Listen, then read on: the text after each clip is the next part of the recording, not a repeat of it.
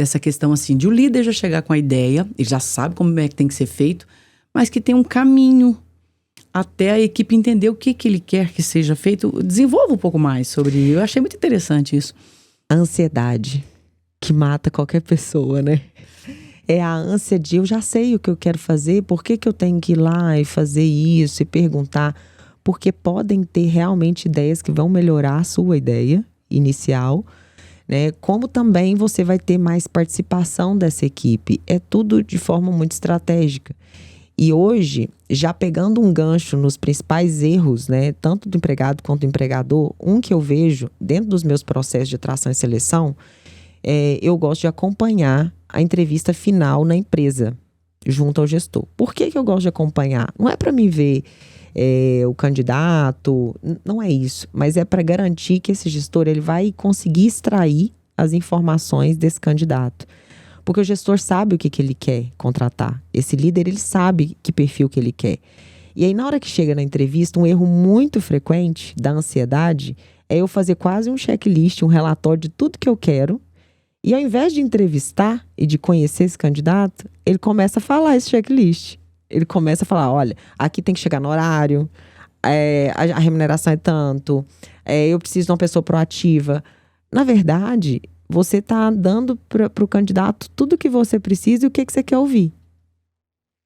Ao invés de tentar entender se esse candidato é o que você precisa para sua empresa. Ao invés de perguntar, eu afirmo. Exatamente. Por exemplo, seria assim, você é proativo? Me fale um pouco sobre isso. Seria assim, perguntar? Aí eu vou falar assim, sim, sou. Ah, tá. Ao invés de falar assim, me cita uma situação onde você teve que tomar frente de algum projeto na empresa, ou foi uma ideia sua que você implantou, vamos numa linha operacional. Você já teve alguma ideia que você colocou na sua empresa e funcionou bem? Isso você vai extrair proatividade. Mas a ansiedade do empregador é de falar, eu preciso de uma pessoa proativa. Você é proativo? Tô. Sim, a resposta está pronta, né? E aí essa ansiedade dificulta ele de ter uma entrevista mais assertiva. Então eu gosto de acompanhar, geralmente eu faço o inicial da entrevista ali extraindo e depois deixo livre para esse gestor perguntar algumas coisas que ele sentiu falta durante a minha entrevista. Mas eu gosto de garantir isso. O gestor participa com você da entrevista? Participa. Na final, sim. Ah, tá. Com os triados, sim. Entendi. Com os finalistas. E aí eu gosto de garantir que as perguntas estão sendo feitas. Quando eu faço isso, automaticamente eu já estou desenvolvendo esse líder na forma de fazer uma entrevista. Então, se ele presta atenção ali como que eu estou conduzindo e como que ele conduziria, ele já está aprendendo algumas técnicas. E no final, às vezes, eu até falo, olha, perguntei isso para você ver isso. Então, às vezes, eu já dou algumas dicas assim, se ele tiver que fazer sozinho, depois ele vai conduzir. Então, acaba que o trabalho que você faz dá autonomia para a pessoa, então. Sim. Você trabalha a autonomia da pessoa que vai contratar. Essa é a intenção, ter líderes cada vez mais prontos para escolher as pessoas certas, né? Pois é, eu fico vendo, Sabrina, tem gente que acha que tá pronto, mas não tá, né? Porque a gente tá falando de erros. E aqui fala a pessoa que já errou demais da conta, entendeu? E o erro custa caro, né, pra gente na empresa.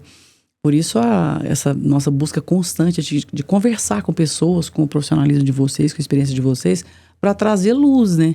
Porque a pessoa, se ela tem um funcionário, se ela tem 50 mil, todo erro é caro, né?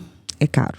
E aí é onde a gente se pega, né? Nós estamos em Patrocínio, numa cidade aí de cerca de 90 mil habitantes, Sim. Ainda com a cultura de pequenas empresas, né? O próprio dono ali que faz gestão. Então, a gente tem, às vezes, essa liderança por consequência, não uma liderança formada, né, em gestão de pessoas. É por necessidade, né? Eu faço gestão porque eu acho que eu sei fazer gestão. E, às vezes, lidera um negócio bem mesmo, é um empreendedor.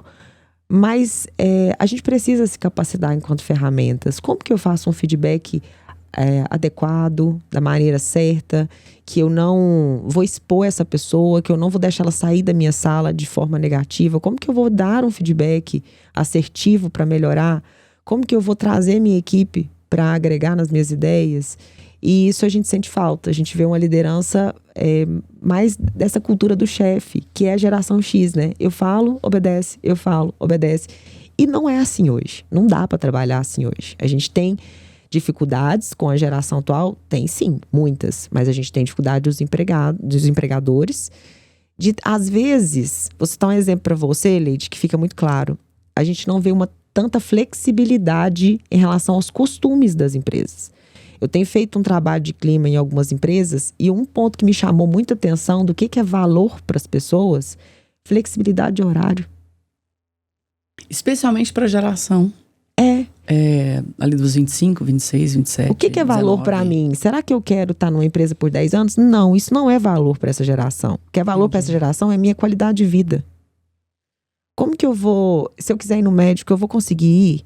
E existe um preciosismo, às vezes, das empresas, né? De como que eu posso flexibilizar e flexibilizar. Tem alguns que essa rigidez é mais um costume do que uma necessidade.